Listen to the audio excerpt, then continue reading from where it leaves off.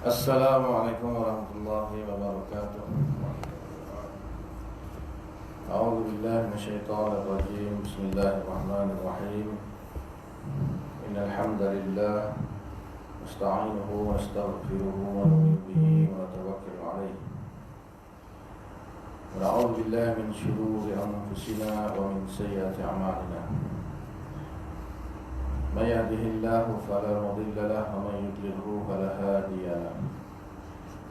أشهد أن لا إله إلا الله وحده لا شريك له وأشهد أن محمدا عبده ورسوله. اللهم صل على سيدنا محمد وعلى آله وصحبه أجمعين بارك وسلم أما بعد. بسم الله الرحمن الرحيم. والعصر إن الإنسان لفي خسر إلا الذين آمنوا وعملوا الصالحات وتواصوا بالحق وتواصوا بالصبر. صدق الله العظيم. وقال رسول الله صلى الله عليه وسلم من سلك طريقا يلتمس به علما سهل الله له به طريقا إلى الجنة وكما قال صلى الله عليه وسلم. Alhamdulillah, syukur kita kepada Allah Subhanahu wa taala kerana masih lagi diberi kesempatan sekali lagi untuk kita melaksanakan kewajipan kita solat fardu subuh secara berjemaah. Dan insyaAllah pagi ini kita sambung semula pengajian kita yang berkaitan dengan ilmu tasawuf, pandukan kitab Minhajul Abidin karangan Imam Al-Ghazali radhiyallahu ta'ala. Lebih kurang 2 bulan ke 3 bulan pengajian, 3 bulan terputus kerana musuh yang tak nampak. InsyaAllah mari kita sambung semula. InsyaAllah kita mulakan dengan bacaan kita Al-Fatihah.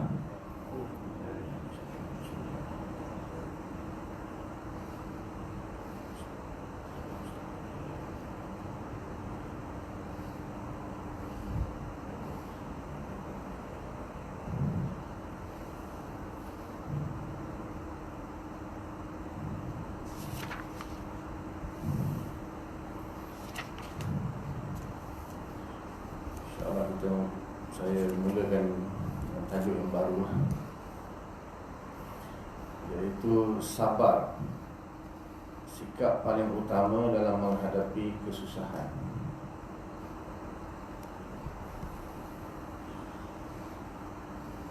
Sabar adalah ibarat ubat yang sangat pahit, tidak sedap rasanya untuk diminum, tetapi banyak manfaatnya, mendatangkan segala kemanfaatan dan menolak segala mudarat. Bagi orang yang sehat fikirannya, tentu memaksakan diri untuk meminum ubat seperti ini, ditelan seteguk demi seteguk. Setiap merasakan kepahitannya akan berkata dalam hatinya, biarlah pahit 1 jam, namun aku akan menjadi sihat dalam setahun. Imam Ghazali dia mendefinisikan sabar itu dengan membuat tamsilan, membuat perumpamaan. Dia sebab sabar ni satu sifat, dan sifat ni benda yang tidak ada kaifiat, perkara yang tidak ada kaifiat. So, dia bukan mudah untuk didefinisikan secara hakikat sebenar. So, untuk memudahkan memahami sabar itu, Imam Ghazali bagi contoh. Ini ta'rif bil misal dalam ilmu mantik. Ta'rif bil misal, mendefinisikan sesuatu itu dengan memberikan contoh supaya mudah difahami lah. Kerana sabar ni suatu sifat dalam kitab, ada dia sebut sebelum ni kan, atau dalam kitab-kitab yang lain lah, iaitu suatu sifat penahanan diri. menahan diri daripada bertindak, menahan diri daripada melakukan sesuatu tindakan. Itu antara definisi sabar. Sabar, dia tahan, dia menahan dia punya keinginan bahkan tindakan. Sebab tindakan tu biasa bermula dengan keinginan. Jadi dia menahan diri. Kadang-kadang keinginan tu dah timbul lah, tapi dia tahan juga. Dan yang lebih kuat lagi, keinginan tu sendiri dia tahan. Keinginan untuk bertindak tu pun dia tahan. Ataupun kalau tak dapat menahan keinginan itu, dia tahan tindakan daripada keinginan. Itu namanya sabar. Cuma dia, kerana sabar ni ada beberapa bentuk. Yang selepas ni memang dia akan sebut beberapa jenis tingkat kesabaran tu, atau bentuk kesabaran tu. Maka definisi itu susah untuk untuk merangkumi semua sudut sabar. Itu antaranya lah, antara definisi sabar. Jadi Imam Ghazali dia bagi contoh pula lagi lebih mudah, iaitu seperti memakan ubat yang sangat pahit. Jadi memang semua orang tak suka kan makan ubat. Tapi di sebalik dia makan ubat tu ada manfaat, ada faedah dia. Jadi dia terpaksa menahan sedikit penolakan dia tak, kalau dari sudut ini dia tak menahan dari segi bertindak, cuma dia menahan dari segi menerima. Tak makan kan. Kalau ikutkan hati, tak mau makan ubat tu pahit. Kalau jenis sekaligus je atau sekali injek dia, itu mudah. Sekarang vaksin kan, menahan diri dari vaksin ataupun nak di vaksin, itu mudah. Ini kalau ubat yang pahit yang dia terpaksa telan selama sejam, itu berat. So dia menolak sini. Dia menolak.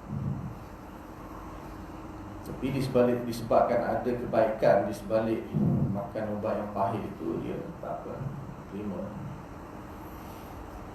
Jadi itu perumpamaan yang dibuat oleh Imam Ghazali tentang rasa sabar. Maknanya sifat sabar, nak menahan diri ni orang tak suka. Orang nak buat apa yang dia nak buat, apa yang dia nak, dia akan lakukan. Sabar ni dia kena tahan. Untuk menahan tu orang tak suka, macam makan ubat yang pahit. Jadi dia kata di sini, bagi orang yang sihat fikirannya,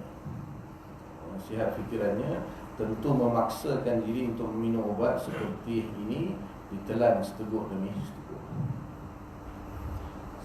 Setiap merasakan kepahitannya akan berkata dalam hatinya, biarlah pahit 1 jam, namun akan menjadi sihat dalam setahun. Itu perumpamaan yang Imam Ghazali buatlah untuk memahami apa itu sabar. Tapi bukan makna sabar itu sendiri, bukan makna sabar itu sendiri. Hanya didefinisikan dengan membuat perumpamaan. Sebab sifat itu susah untuk didefinisi. Kalau benda yang wujud zat jisim, kita boleh definisikan mudah. Kalau paling susah-susah pun tunjuk susah pun tunjuk. Oh yang ni, ini sifat yang tunjuk je. Nak tahu sabar, tengok aku ni, macam ni sabar. Ya, tak nampak pun sabar kan? Sifat tak boleh nak digambarkan. Tak ada kaifiat. Benda yang tak ada kaifiat. Sifat benda yang tak ada kaifiat.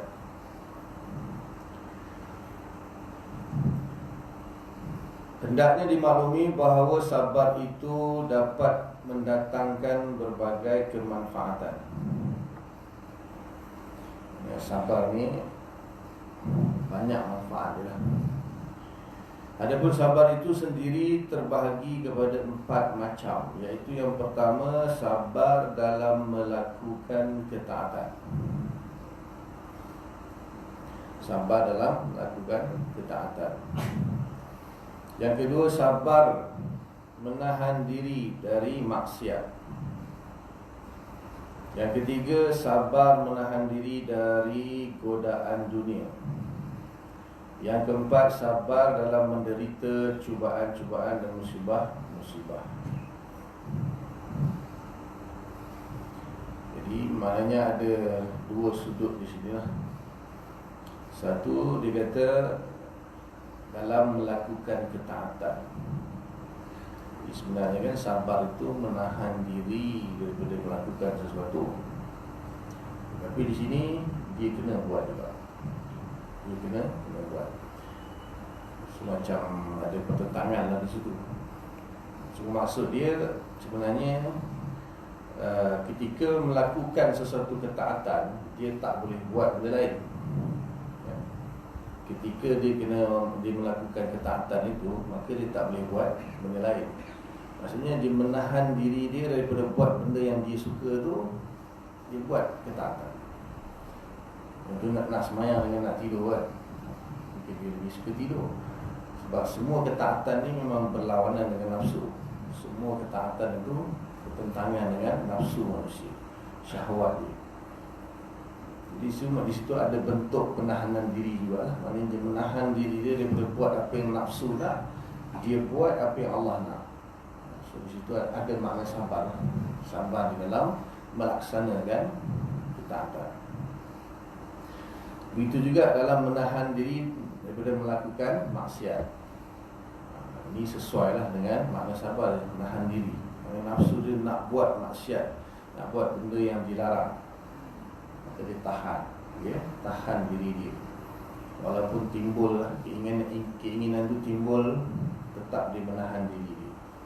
Tapi orang yang lebih hebat lagi, sebelum ni kita dah bahas kan, orang yang ketakwaan, ada sifat takwa, terlintas pun tidak. Itu level tinggi lah. Dan kita yang biasa-biasa ni, lintasan tu ada, cuma kita mampu menahan. Sebahagiannya kita mampu menahan daripada melakukan maksiat. Tapi nak menahan lintasan tu mungkin payah sikit lah. Cari orang yang betul-betul takwa. Sebelum ni kan, tahun-tahun kita dah bahas tentang apa makna takwa. Menahan hati daripada terlintas, bahkan tidak terlintas dalam hati untuk melakukan maksiat. Takwa. Kita mungkin payah sikit lah kot. Tak tahulah, saya lah dia ni mungkin boleh kot. Nak menahan hati daripada terlintas melakukan maksiat tu, itu bukan senang. Lintasan tu bukan ada switch kan, dia datang. Jadi walaupun terlintas, dia tahan. Keinginan mendatang, tapi dia tahan untuk melakukan maksiat. Yang ketiga, sabar menahan diri dari godaan dunia. Lebih kurang macam nombor 2 tadi, cuma di sini godaan dunia ni ada dua lah. Satu yang halal, satu yang haram. Ada perkara-perkara dunia yang dihalalkan, dia tak semua haram. Sama macam takwa dulu yang Imam Ghazali beritahu, menahan hati dia daripada terlintas untuk mengambil benda yang halal secara berlebih-lebihan. So dia tahan, maknanya dia ambil secukup. Kalau betul-betul orang takwa, dia hanya ambil yang secukupnya, yang perlu sahaja untuk dia menjalani kehidupan dia di dunia ni, supaya di akhirat nanti dia tidak terbeban dengan perkara tersebut, walaupun halal. Ini tasawuf Ini tasawuf ni dia berat sikit lah. Sebab dia tahu nanti, kata Imam Ghazali juga kan, walaupun benda tu halal, nak jadi kaya raya pun dengan sumber yang halal, tak ada masalah. Islam tak larang pun.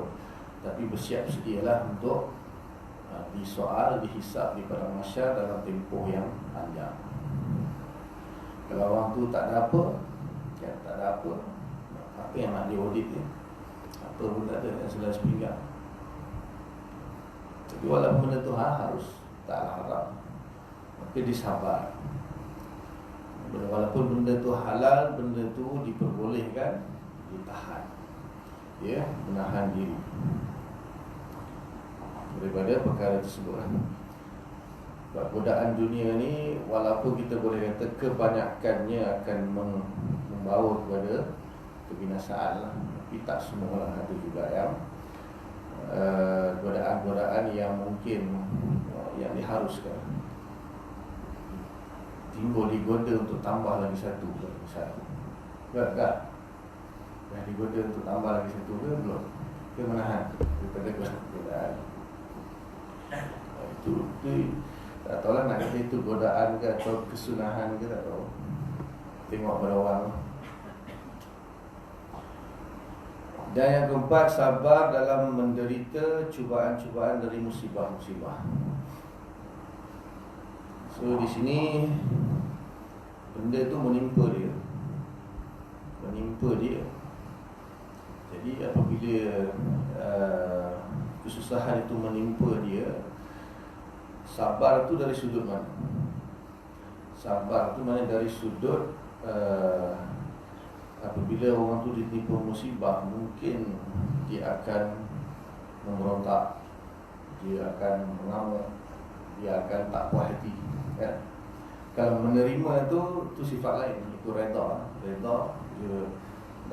Dia redha dengan apa yang Allah Ta'ala takdirkan musibah menimpa dia. Itu redha. Sabar dalam waktu dia menahan diri daripada bertindak akibat daripada musibah tersebut. Mungkin ada orang kena musibah, dia aku ni semayang waktu di masjid, tiba-tiba Allah Ta'ala uji aku dengan tak nak semayang. Maknanya dia sabar dalam menghadapi musibah tu, sabar mungkin menahan diri dia daripada bertindak benda yang tak sepatutnya akibat daripada musibah. Kalau musibah tu kalau dah kena, memang tak ada buat apa. Satu, dia redha dengan musibah yang Allah takdirkan. Dan yang kedua tu sabar dari sudut dia menahan diri dia daripada bertindak perkara-perkara yang tak sepatutnya, yang disebabkan oleh kesan musibah tersebut. So, memang ada unsur sabar di situ. Jika seseorang sudah kuat menderita pahitnya sabar, iaitu dalam 4 macam itu, maka ia akan berjaya mendapatkan ketaatan dan manzilah-manzilahnya, kedudukan-kedudukannya. Manzilah ni martabat atau kedudukan, serta mendapat pahala yang besar. Dan ia tidak jatuh ke dalam maksiat dan bahayanya dan mara bahayanya. Bahasa dia tu, maksiat dan mara bahaya di dunia dan akibat-akibatnya di akhirat. Kemudian ia juga tidak dicuba oleh Tuhan dengan sifat serakah mencari dunia. Kemudian tidak gagal dari mendapatkan pahala dari musibah yang ditimpakan dan apa-apa yang hilang daripadanya.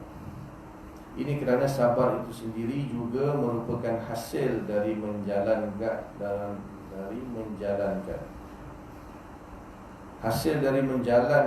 berbagai ketaatan, berbagai ketaatan serta manzilah-manzilahnya, kedudukan-kedudukannya yang mulia, ketakwaan dan kezuhudan.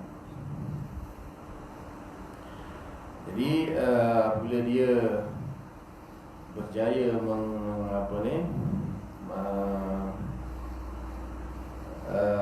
mengimplikasikan, merealisasikan, atau macam mana nak sebut, mengamalkan.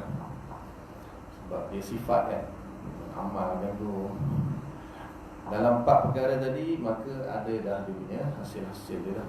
Adalah dia punya akibat-akibat dia berdasarkan tahap dia. Sabar-sabar ni pun ada tahap dia.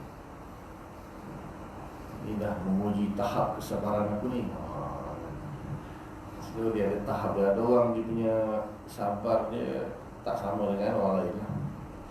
Ada orang boleh dari segi perkara yang menimpa tu, satu. Ada orang mungkin boleh sabar di dalam menjalani ketaatan, tetapi dia tak boleh sabar dalam membuat maksiat. Ada orang mungkin dia boleh sabar dalam ketaatan, sabar dalam membuat maksiat, tapi dia tak sabar dalam timbul musibah. Ataupun dari sudut lain, ada orang dia boleh sabar sehari je, 2 hari je. Kau tu tak sabar. Ada orang dia mungkin lama sikit, dia sabar seminggu, boleh sabar sebulan, boleh sabar setahun. So itu berdasarkan masa pun tingkatan yang berbeza. Dan ada orang berdasarkan kekuatan benda tersebut, dia boleh sabar dalam sembahyang fardu je, sembahyang sunat tak boleh. Dia tak sabar, dia tak boleh nak laksana ketaatan juga kan. Dia boleh sabar dalam baca Quran satu muka, satu juzuk tak boleh. Atau dari segi buat maksiat, daripada maksiat yang besar-besar tu dalam bab, mungkin dalam bab mencuri, merompak ke, dia boleh tahan lagi, tak buat. Tapi dalam bab perempuan tak boleh sabar. Kan tu ya. Ada dia punya tahap-tahap. Dan musibah misalnya, kalau musibah yang sikit-sikit dia boleh sabar lagi, tapi kena musibah besar dia tak boleh sabar. Kena musibah besar habis. Kena diuji sikit-sikit datang lagi seorang. Tapi kena musibah besar, aku nak penat. Buat ketaatan, Allah uji pun macam ni pula. Tak payah, kita tak payah. So itu tahap-tahap je lah. Kalau dia lepas semua tu, semua tahap, lagi besar lah dia kan. Dalam setiap 4 perkara itu, semua tahap waktu, tahap jenis, tahap apa semua tadi yang disebutkan, kalau dia lepas semua, makin tinggi lah kedudukan dia, makin besar dia, dan makin banyak faedah akan dia perolehi, sama ada di dunia ataupun di akhirat. Lebih-lebih lagi di akhirat.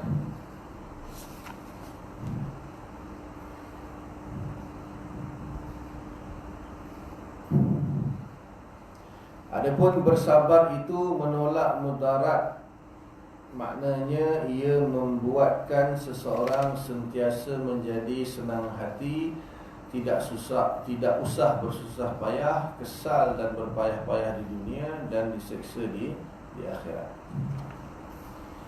Jadi apa maksud hasil daripada kesabaran itu boleh menolak mudarat. Sedangkan kalau kena musibah itu kan mudarat. Satu, zahirnya kita nampak satu kemudaratan kalau kita ditimpa musibah. Tapi dia kata sabar itu boleh menolak mudarat. Adakah kita kena musibah tu, bila kita sabar musibah tu hilang? Bukan maksud dia. Maksudnya walaupun itu satu musibah, tapi bila dia apply sabar itu, maka musibah tu macam tak jadi musibah. Sebenarnya musibah tu akan jadi musibah kalau dia rasa itu musibah. Dia tak boleh nak tahan, dia tak boleh nak terima musibah tu, jadi musibah. Tapi kalau ada orang dikena, macam Nabi kena seksa, kena ijik, kena hina, tapi Nabi sabar kan. So Nabi anggap benda tu tak ada apa pun. Tapi susah lah, memang susah. Cuma kalau kita tak apply, kita rasa kan, dia kata hati akan jadi susah, gelisah, sebab kita anggap tu satu kesusahan. Kita tak mau apply sabar. Kita anggap tu satu kesusahan kebayan. Sebenarnya yang sakit hati ni, yang susah hati ni kita.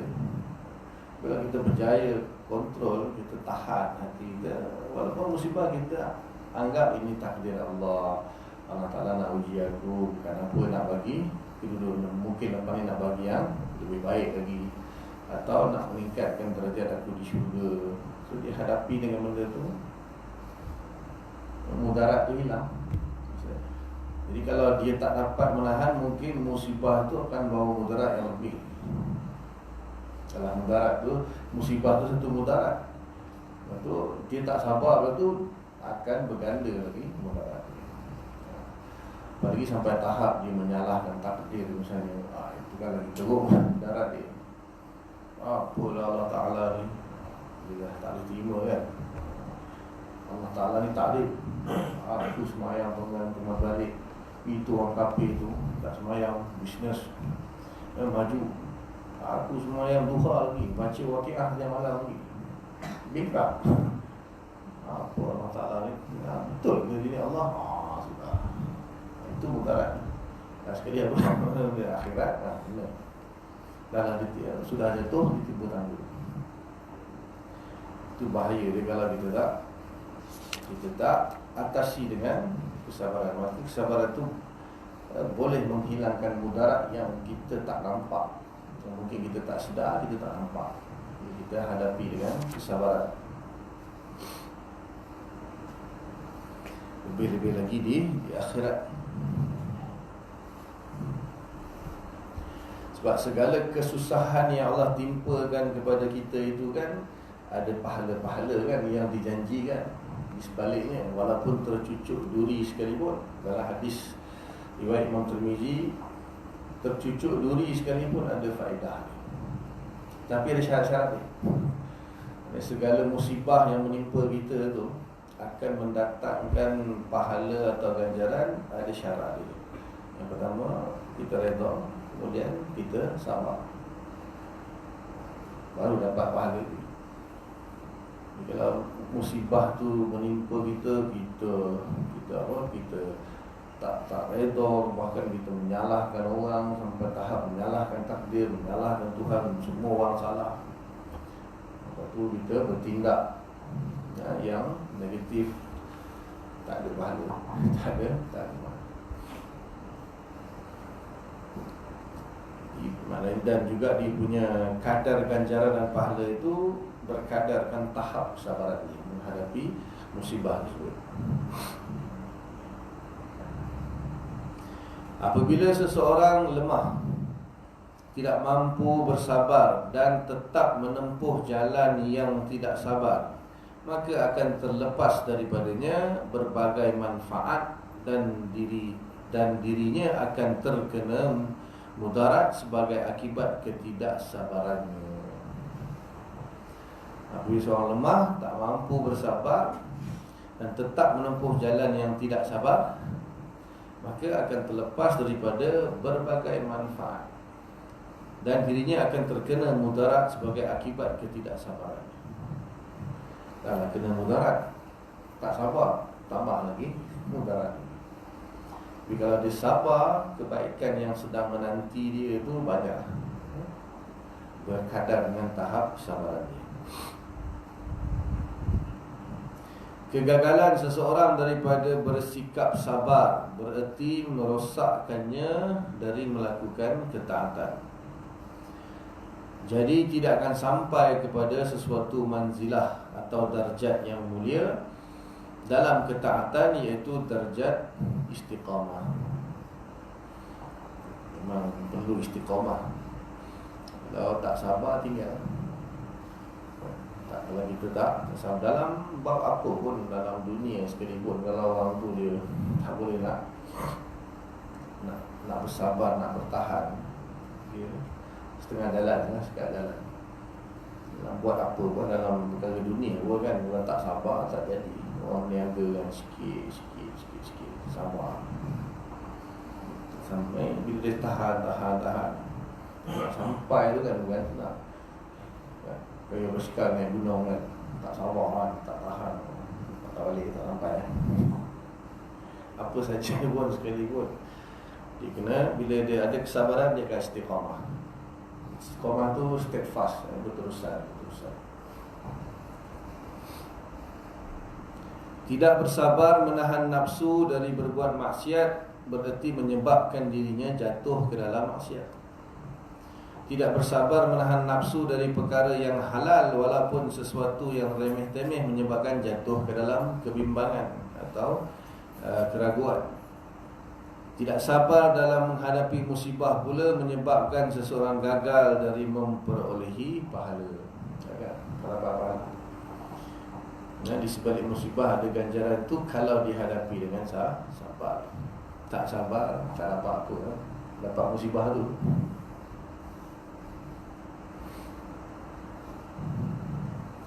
Bahkan mungkin dia tidak akan mampu bersabar untuk menghilangkan musibah. Akhirnya menjadi dua musibah. Yang pertama pasti akan terlepas dari sesuatu, dan yang kedua gagal dari mendapatkan pahala. Musibah tu berterusan dan dia pula tak dapat apa, pahala pun terlepas. Buat satu musibah tu, musibah ni kalau kita lah orang Melayu menggunakannya kepada benda-benda yang yang kita tak suka lah, benda yang buruk atau benda yang menyusahkan, menimpa kita. Sebab asalnya musibah tu kalau dalam bahasa Arab maknanya sesuatu yang menimpa. Sesuatu yang menimpa kita tu baik ke buruk tu musibah sebenarnya. Semua ya saya. Kalau waktu kita satu dalam Allah, kena musibah. Tapi kalau ada, adakah dia harus?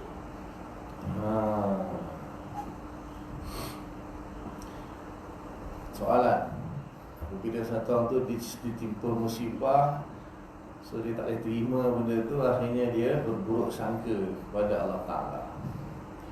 Ini saya dah bagi dah banyak kali, tapi ulang sebab dia punya pemakaian dia tu mungkin belum dapat diadaptasikan. Ini apply untuk semua perkara.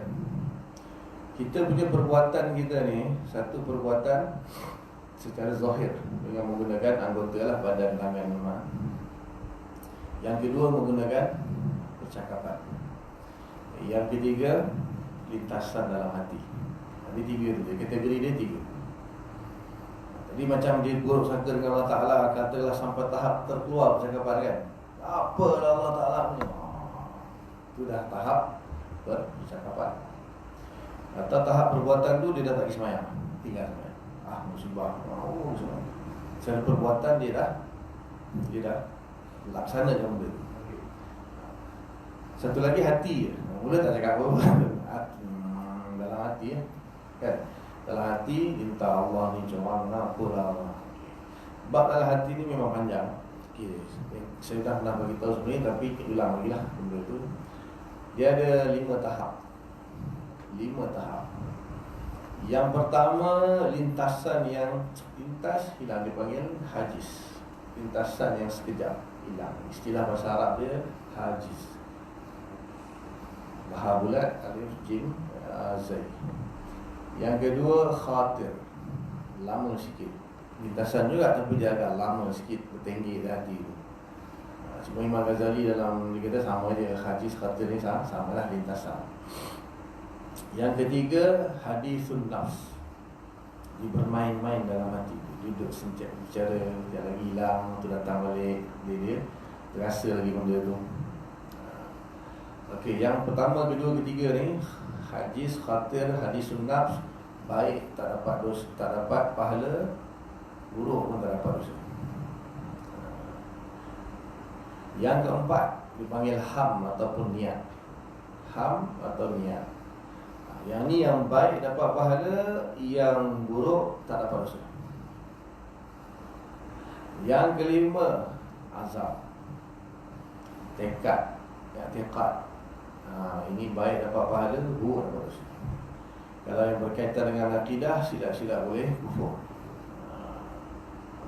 Azab. Tekad dah. Dia bertekad dah bahawa Allah ni memang, auzubillah lah ni contoh, dia dah bertekad memang Allah Ta'ala ni memang tidak adil.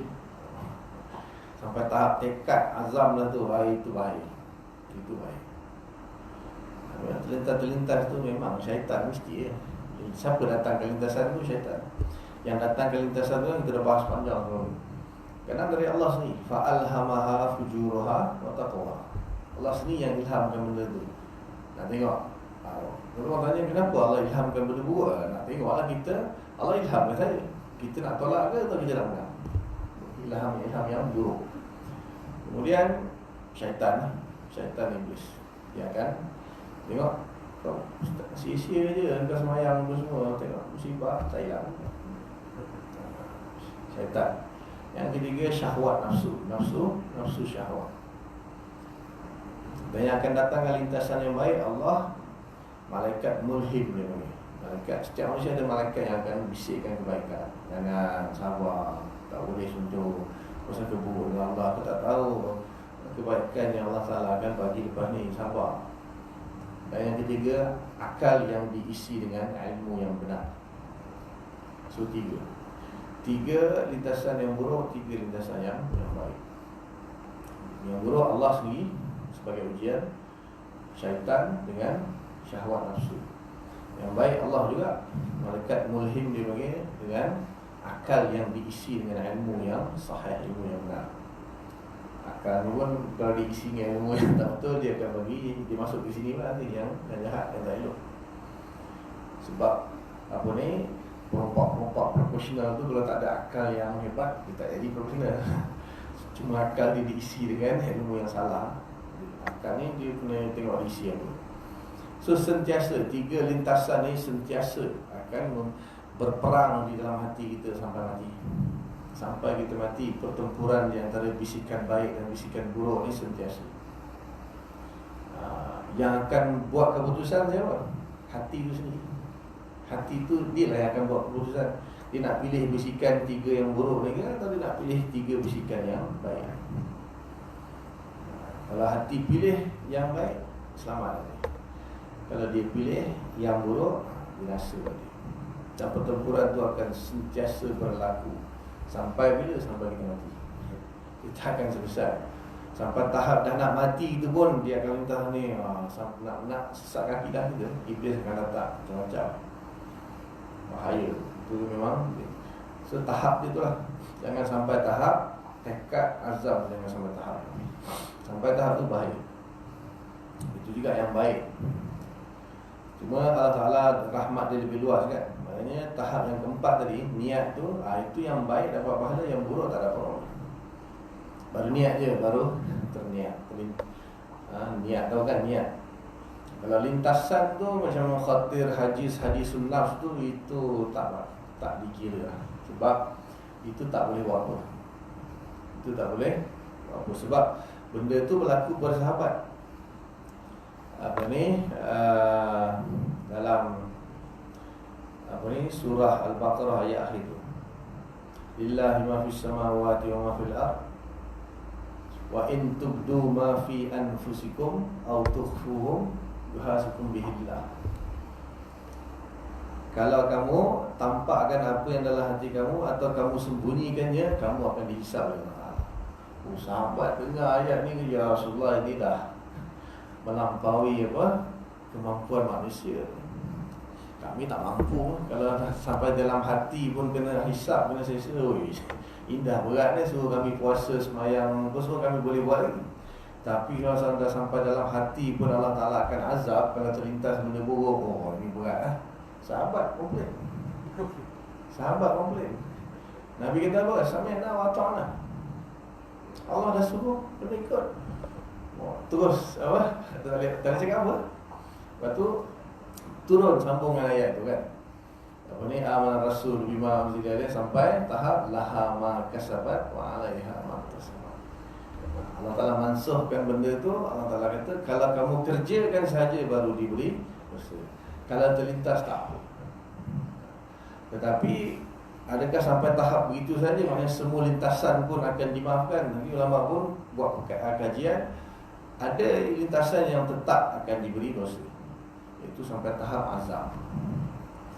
Dalam Quran, dalam ayat yang lain Allah kata inna ba'da zanni ismun, surah Al-Hujurat, inna ba'da zanni ismun, sebahagian sangkaan itu adalah dosa.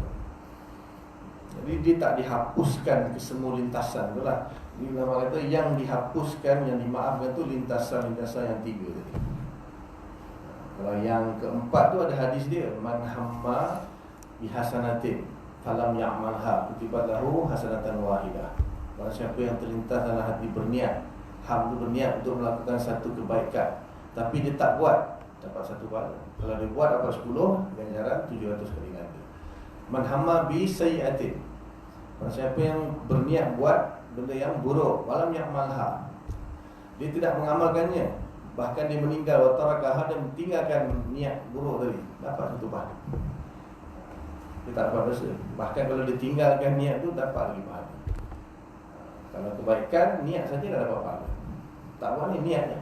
Tapi kalau dah buat 10 kali ganda sampai 700 kali ganda, dan sampai gandaan yang tidak ada, yang hanya diketahui oleh Allah, itu kebaikan.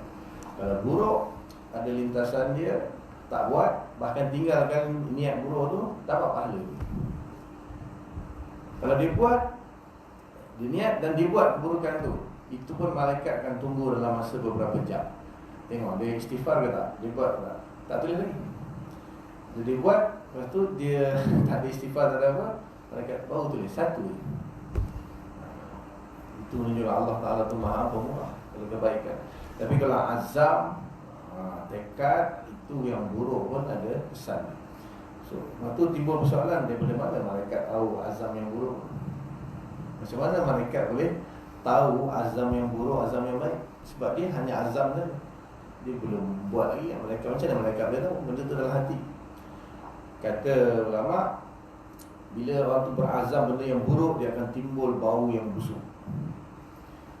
Tapi malaikat dia lain bau. Sebab tu kita manusia, kita orang Melayu, kita pakai iaitu hati busuk tu lah. Macam mana dia boleh tahu orang tu hati busuk? Kan? Busuk hati kau, cium bau busuk. Maksud hati busuk tu lah, dia benda jahat dalam hati dia.